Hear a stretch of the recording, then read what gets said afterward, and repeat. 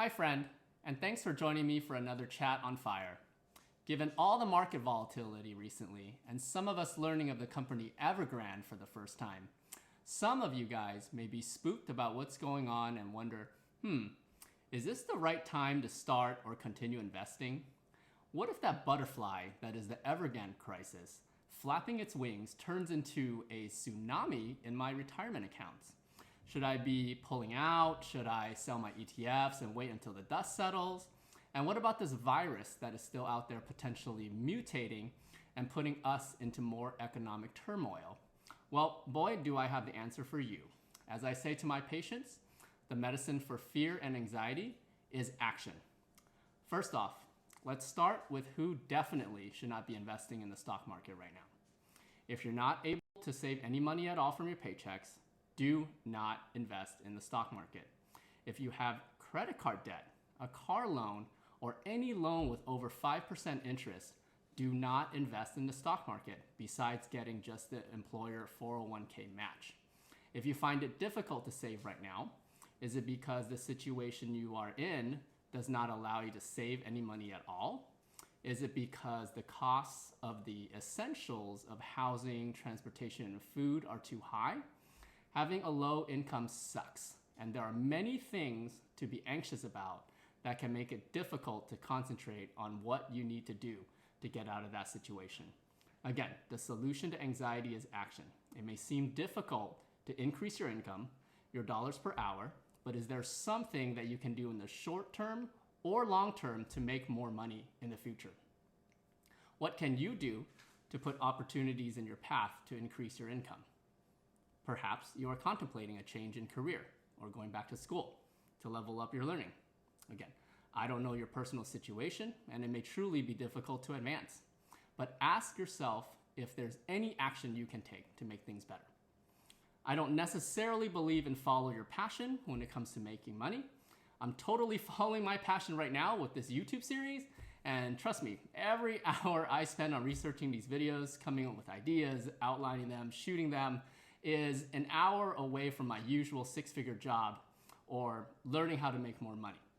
I'm doing this for the love of the game and to create a community for people who are inspired and motivated to get out of the paycheck to paycheck rat race until we are 67, only to depend on the social security system that may or may not be there the last few years before we die at the average age of 78.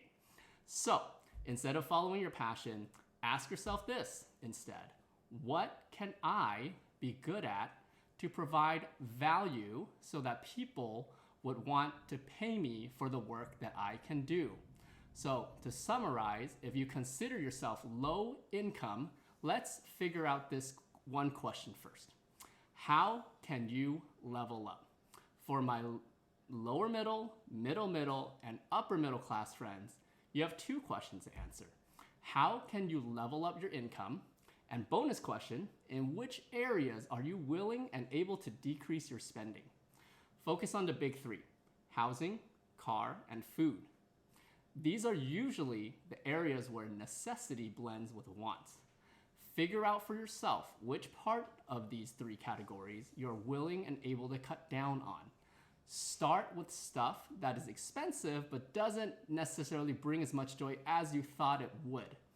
And if the answer is you have nothing to cut down, it's totally cool too.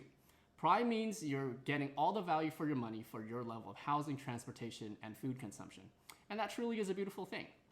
But you would be giving up some freedoms though. Unless you are able to cut down on your expenses or increase your income, you'll be dependent on your paycheck every month and be at the whim of your employer when it comes to scheduling, sick days, vacation requests. So say that you're able to save a certain percentage of your income. You now have a better money problem than folks who have not been so successful at saving. You want to know, should you buy stocks, bonds, cryptocurrency, real estate, or should you put it into a savings account or a CD, or maybe cash under the mattress? Again, I will defer real estate and crypto to my other experts in those fields. So let's start by sorting the other categories by risk and by my favorite, time horizon. So putting it in a savings account in the long term is almost a surefire way to lose money due to inflation or due to devaluing your money over years. I think, $4 movie tickets, that comes to mind from the 1990s. So short term though, it's totally reasonable and necessary. Ask yourself this: what is your plan for this money? The reason to keep cash is so that you can either spend it within the next few months or at the longest a couple of years. Another good reason to have cash in a savings account is to park a 3 to 6 month emergency fund.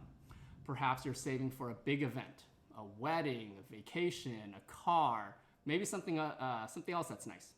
Maybe you're saving in case a nice rental property comes along that you want to put a down payment on. Or your friend has a business idea and you want to go in together. Those would be perfectly reasonable reasons to have cash. Remember, cash in a savings account is fine if you plan to use it within the next few months or 1 to 2 years, or if it's your emergency fund. Next are bonds. Bonds are like loans that you give out to companies or governments, like a savings account that you get paid a steady interest rate. Riskier bonds may pay more interest every year, but risky companies or governments might not be able to pay you back if they go bankrupt.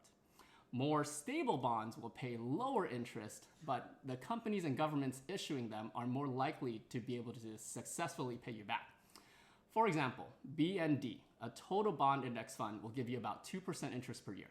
However, like stocks, bonds can also go up or down in value, but the variation by how much they go up and down is very little.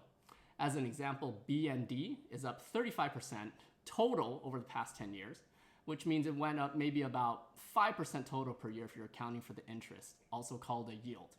For the past 5 years though, it only went up 0.5% plus the 2% per year interest. And for the past 1 year, it's actually down a little bit.